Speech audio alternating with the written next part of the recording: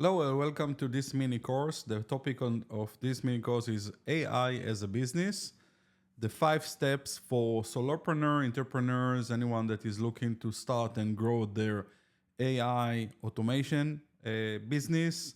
This is something that you will enjoy. So let's just dive right into it. Why are we here and what are we looking to achieve? This is really the mission statement. The 5 steps to turn your AI passion into business and start making money today. So it's one thing to build a chatbot or build some AI agents or play around with AI and build your knowledge, which is great. But it's a completely different thing to take that to a next level and turn that to a business and start making money. And this presentation is going to really talk about how you take that passion that you have today in AI. You may have some experience already, and how you turn that into something that is real business and you can scale and generate an income, whether you're looking to free yourself from the corporate world or become financially independent and fulfill your dreams. So if you are stuck, there are typically 3 reasons that impacts that feeling or that reality. The first one is time or lack of. So you may be doing some other things. You may have to pay your bills and you may have a full-time job or other commitments. And you may feel that there's just not enough time for me to really build an AI business or turn my passion and my hobby and my interest in AI and my understanding that there's so many implementations of AI out there that you can definitely participate in and get involved in, and there's just not enough time. So we're going to talk about that. The second one is resources. You can never have enough resources, and those resources can be something as simple as I just don't have money to start to advertise myself, or I don't have money to buy the type of tools that will allow me to go through to be able to turn this into a real business. Whatever those resources are, there's never enough resources, and time is something that is always lacking. It, by the way, throughout the journey. And then the last thing is knowledge. You may feel like, I don't have the technical knowledge. I don't really know how to build AI service, AI applications, AI chatbots, AI agents, AI automations, RAG, LLM, NLP, NLU, and all of that jargon. Don't worry, you don't have to, but there's also no excuse because the knowledge is out there and it's mostly free. And the fact that you are here and you're listening to me, that means that you are now learning and gaining new knowledge, and that's definitely a good place to be. So typically those are the main reasons why people feel that they're stuck or they're really stuck. And let's talk about how you can overcome those type of challenges and really how to get unstuck right now. Not tomorrow, not next week, not in a month from today, not on January 1st, and not on any other day. Just now. So who am I and why you should listen to me? So my background, I've been 4 times entrepreneur in startups, selling enterprise solutions, large scale, very complex solutions, software solutions to enterprise customers throughout the US. I am an advisor to startup founders, so those can be CEOs, CTOs, people that are looking to scale up and build their business. Um, I'm also a founder of an AI automation company named Bender Expert. Shocking, I know, that's my last name, Bender. And we are serving different companies, different sizes of companies, not just large, not just small, but really it's a wide range. I have personally hands-on sold $85 million worth of software solutions over the last 20 years in the US, throughout the US. So I have a little bit of experience around what it takes to actually sell software solutions and not just talk about it. And there's lots of experience that I bundle into everything I do today with AI that I'm more than happy to share with others as well. So that translates to about 600 plus software projects that I hands on architected, sold, managed, delivered to customers, as I mentioned earlier. I'm also a former sales engineer working for some of the top companies in the US, companies like Symantec, McAfee, Trend Micro, and others. And that means that I've worked with some of their largest customers. Think about companies like Boeing, Chevron, eBay, NASA, Jet Propulsion Lab, Bank of America, Adobe, Sony, Successful.com, and many, many others. And I learned a lot during those engagements, and that's part of the knowledge that I'm using today to my advantage, and I make that available to others for their advantage as well. In addition, I'm also a Forbes Council member. I have 32 different certifications, including in AI. And that's a little bit about who I am and why I'm doing this and why people elect to listen to what I have to say. So now let's talk about you. Enough about me. My ego is already too high. So let's talk about you. So I mentioned earlier, this is really, I try to sum it up to 5 steps to make it as simple as possible. This is a mini course. This is not the whole thing. We can spend the hours on each one of the bullet points here, but let's start with the first step out of 5. So when you are thinking about starting your AI business, you may have already started. You may had a false start, which is absolutely okay. You may had some successes. You may had some failures. It's all okay. It's all good. Or you may be just planning to get into AI. You want to start your own business. You don't know where, how, who, what size, how you should approach it. Hopefully I will answer all of those type of questions here.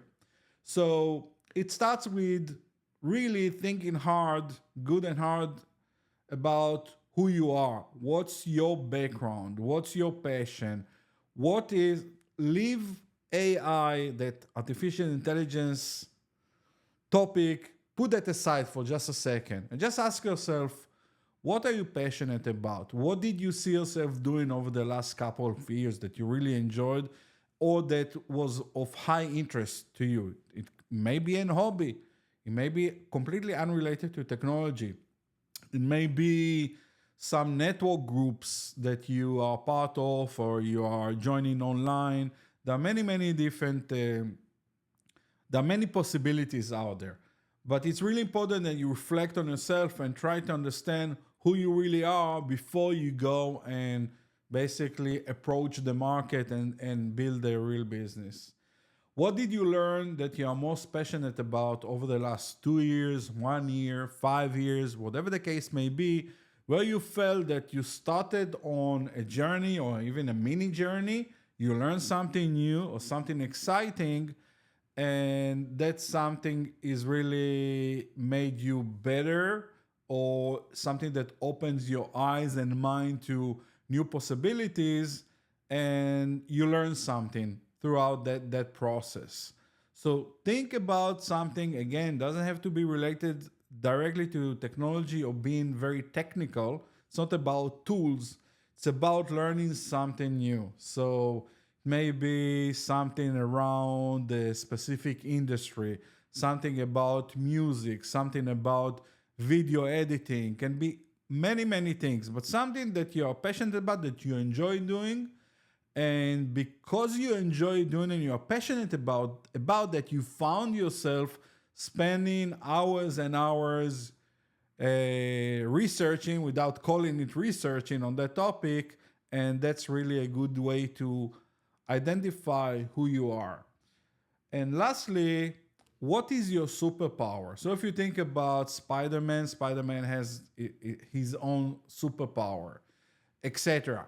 So what is the one thing that you are really good at, or something that you see as maybe an advantage based on everything you know about yourself and the different experiences you had throughout your life, and something that you can tie hopefully to your passion and to understanding who you are. So all of those things together, if you want to write down 5 things that you are really good at, you are really passionate about, and try to distill that, to really filter that down to that one superpower. Try to put that into one sentence.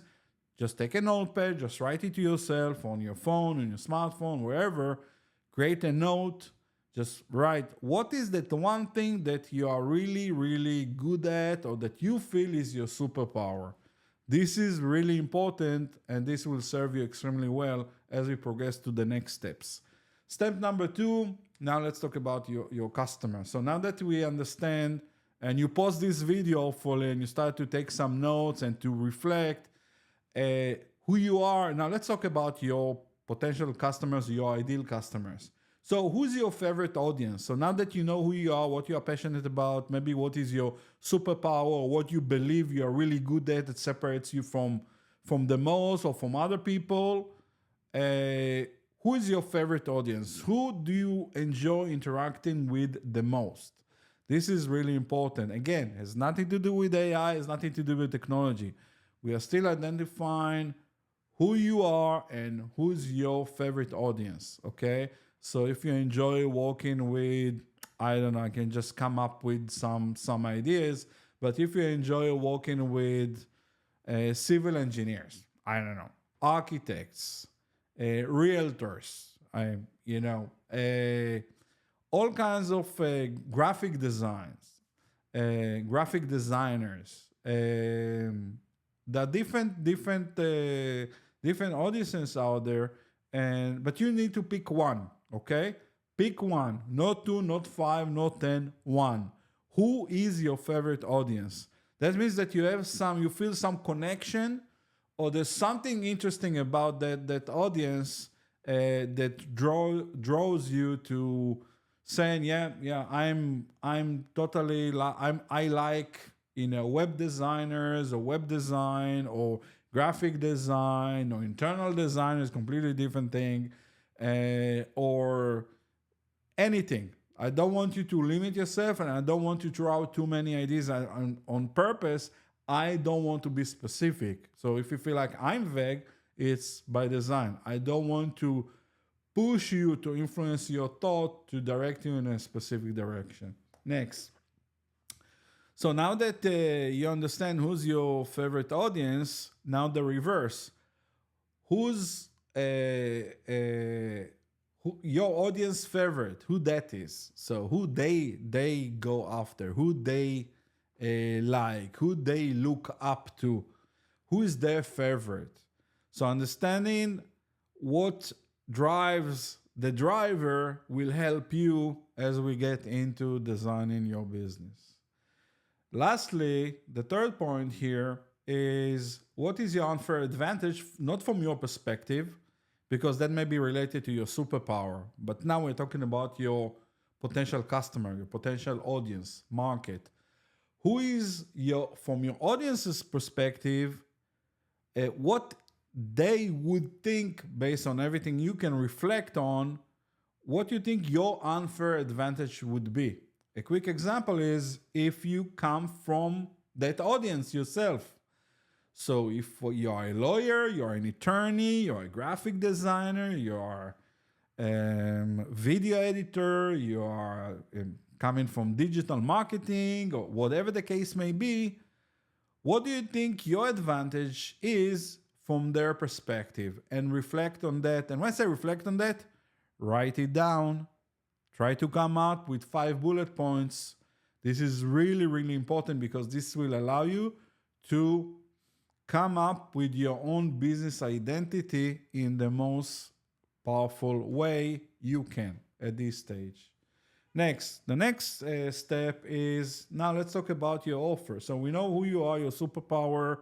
We start to touch your perceived value from your target market perspective. Now I'm diving into more of the business terms. Now let's talk about your offer. What is the one pain, not 3, not 5, not 10, not 20, one pain, okay, one real serious problem that you are solving. And a hint here would be to reflect, especially if you came from that audience, which in most cases that's the way it works, that you are targeting or that you feel most associated with, then that means that you saw something. That means that you saw a problem, that you lived through that problem. You may have thought about a solution. You may even came up with a solution. You may even have a prototype. You may even have more than a prototype. You may even have an MVP, minimal viable product, and you believe that you can solve for that specific pain. My question to you is, what is that specific pain? Write it down. It's very important that you will write it down. Just as verbally, don't just think about it as you are listening to me right now. Write it down. This is very important. Next, quantify the positive outcome of solving that specific problem or pain. Now, let's be clear. When I'm referring to pain, it's a pain that impacts the business in terms of the ability to sustain, grow, expand, and function. Okay? This is not a pain that is like nice to have, but this is really something that prevents them from X, prevents them from growing into a new market, prevents them from being able to serve their customers under certain conditions, and those conditions are causing them loss of business, loss of revenue. That's the type of pain I'm referring to. So if you were to solve for that problem or for that pain, then the positive outcome needs to be quantifiable, meaning that if I solve for that issue, that means that you will be able to now increase your revenue by 20% based on 1, 2, 3, okay? Or you will be able now to expand into a new market that your business model requires you to do that within your vertical as that market, that audience. And by doing so, we will give you a solution where it allows you to do that at nearly no cost, or it's a very cost-efficient manner that otherwise you would not be able to expand and gain a competitive advantage. How do you quantify that? If you can't quantify that, then what do you think the customer, the audience will think about your solution, about your proposed solution? How much do you think they will be willing to pay for it? You don't know? Well, they don't know either. And what people do when they don't know? Nothing. So this is why this is important. Now, once we have all of those pieces coming together, what I would like you to do is use ChatGPT and create an elevator pitch. Take all of those bullet points that you just created, hopefully you wrote it down, and take that from your notes, just paste that into ChatGPT and ask ChatGPT to create a 2-3 sentences long elevator pitch for you. Read it out loud and make sure that your superpower, your target audience, your passion, the problem, and the outcome, all of those are being reflected in your pitch. If something is off or something that you don't feel it really hits your superpower or the outcome or the audience or the perceived value from the market perspective, the audience perspective, then prompt it. Talk to ChatGPT, ask ChatGPT to fine-tune it until you get a sales pitch that you feel comfortable with. And then take that and save it in a secure location because you will need that. Now let's move on. The next step number 4. You don't know what you don't know. What does that mean? That means that after we've been through all of those earlier steps, the first 3 steps, we still need to test this thesis in real life, because theory is one thing, reality is a completely different thing, and this is real business. So what you need to do next is to identify friends, network, groups online, to go and just try to reach out and just talk to 2 3 prospects from your target audience and test your offer with them. Just ask for feedback. Just be open and direct about it. Hey, I'm building this AI solution in your market, and I would love to get your feedback. So you're not salesy, you're not trying to sell anything, you're not spammy, you're not offering anything yet, but you're just asking for feedback. Now, how do I know that all of those steps actually work, and why I'm following all of those steps here with you? Because I did it myself. So that's how I know. So I'm not recommending for you to do anything that I haven't done myself. So this is not based on the 1,000 trainings I've been on, sales, marketing, business, etc. This is based on real life experience, seeing what works and going through a process, and that's exactly what I've done. Reiterate and implement feedback. I think that's obvious. You will get feedback, and that feedback will allow you to fine-tune some of your assumptions and maybe even pivot. You may came up with an idea that you thought would be great for your target audience, your target market. You thought that they will see a perceived value based on your offer, and you thought that you nailed down how to quantify your positive outcome with your solution. And some of it, or all of it, may be completely off. And the only way to really get it right and build a business that actually works from day one is to do exactly what I'm suggesting here. So be ready for that type of feedback. Keep an open mind. And on the other hand, I would say, remember who you are talking to. So when you think about the market, it's also important to know that you are working with the right ICP, ideal customer profile, and the avatar. What is it? So you may be targeting a specific, let's say the legal industry, okay? The legal vertical, attorneys.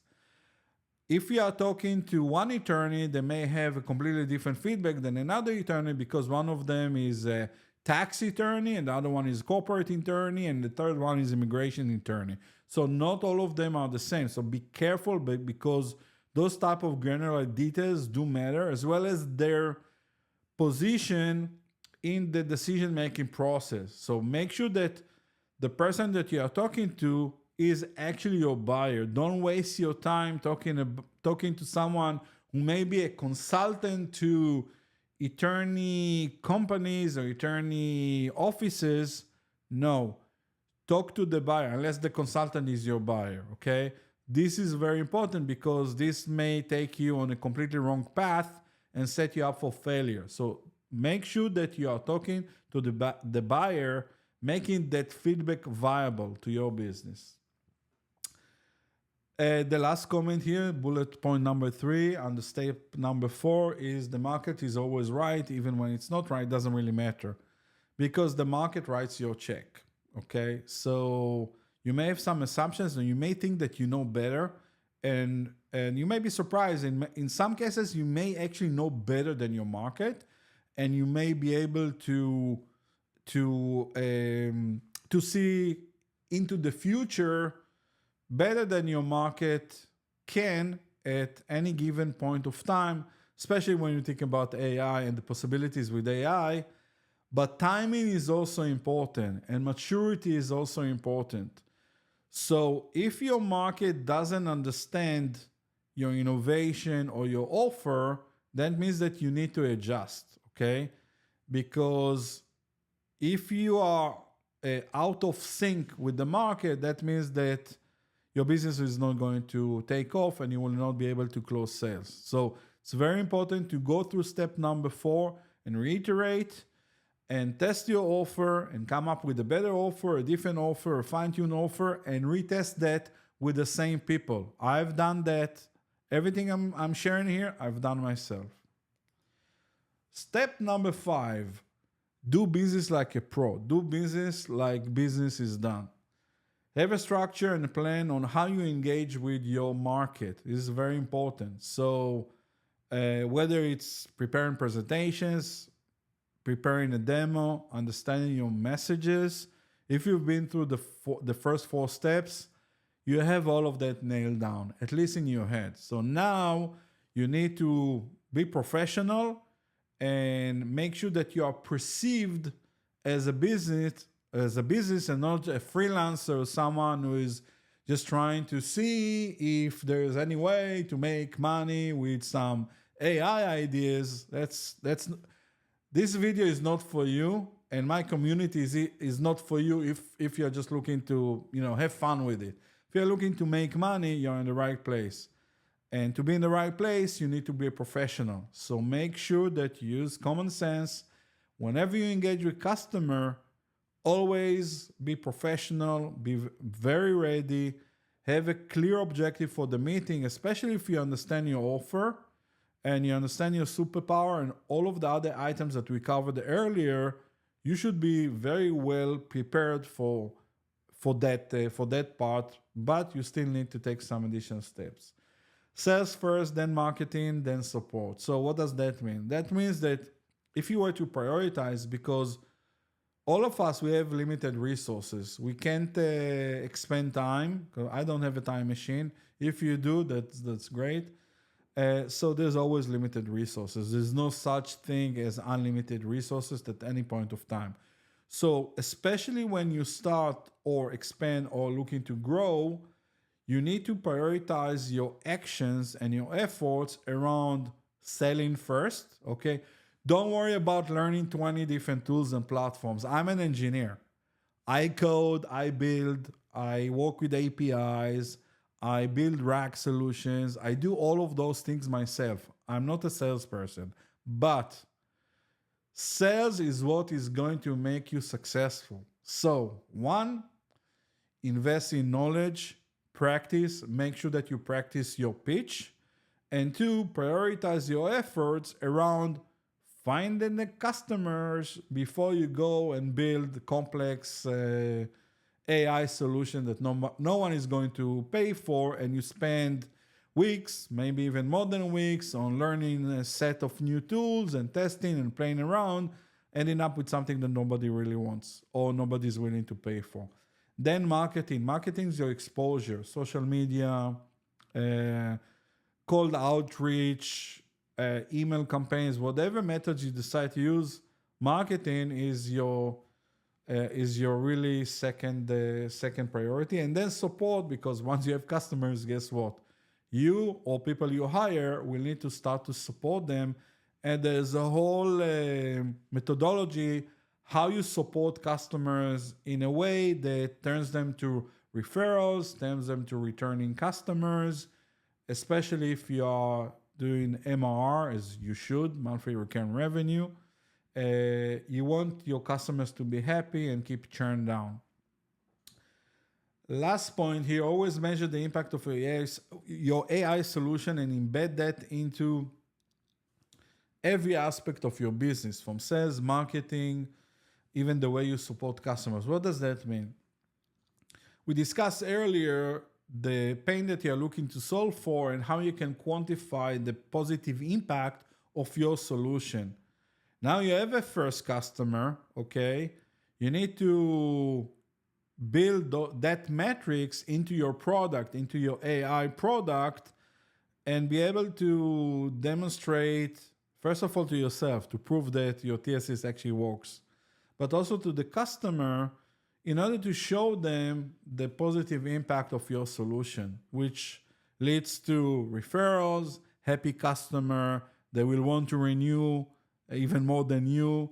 And that means a long-term relationship. And that means that you will be able to duplicate that effort or to replicate what you've done for one customer to other customers as well. Once you have those outcomes being measured and recorded, it will be much, much easier. And you should embed that to everything you do, to your pitch, your sales, your marketing, the way you engage with your existing customers. Once you have existing customers, you should be able to give them executive updates So remember, the technical side, you can learn the tools, you can learn how to build with no code, with low code. You can build the solutions. There's lots of courses out there, there are lots of templates. I'm not worried about that part. Or you can hire someone to do that for you on the technical side. So I'm not worried about that. If you don't have a business, then all of those tools and the building blocks, the technical building blocks, are completely irrelevant. So that's why I'm focusing on this here. Now, failure is a must. So it may sound counterintuitive. What, you want me to fail, but we're supposed to be successful? Yes. Failure is part of your path to success. And before you can prosper, you need to learn and even enjoy as much as you can the ability to go through failure much faster. So I'll just share from my experience previously, before AI, just 3-4 years ago, when I built companies, when I built startups, it took years to develop a viable SaaS, enterprise class SaaS solution before I can test it with the market and start to get feedback from design partners, etc., and start to incorporate all of that update into very long cycles, extremely long cycles. So failure in that time, basically before ChatGPT, OpenAI, etc., before AI, was extremely expensive and risky. It also required much bigger investments. Now we're in different time where you have no excuses. You can accelerate your failure rate in order to get closer to that one thing that actually works, that one thing that grabs the customer's attention, that one thing that you can measure positive outcome and make an impact, positive impact on the customer, that you can show them, hey, I generated X new revenue for you in the last month, or and the projection for the next 12 months is Y. So this is really the difference between those that just think that, okay, I'm going to come up with a highly complex technical solution, I'm going to develop my way into success. That's not how this game works. So the ability to come up with prototypes very quickly. There are many platforms, many tools. I will have courses, separate courses about that. And the ability to reiterate and come up with new ideas and pivot. Its availability is as such as there's no excuses. So learn how to fail fast. Accept failure as part of the learning and the journey that is absolutely required in order to gain success. So let's go.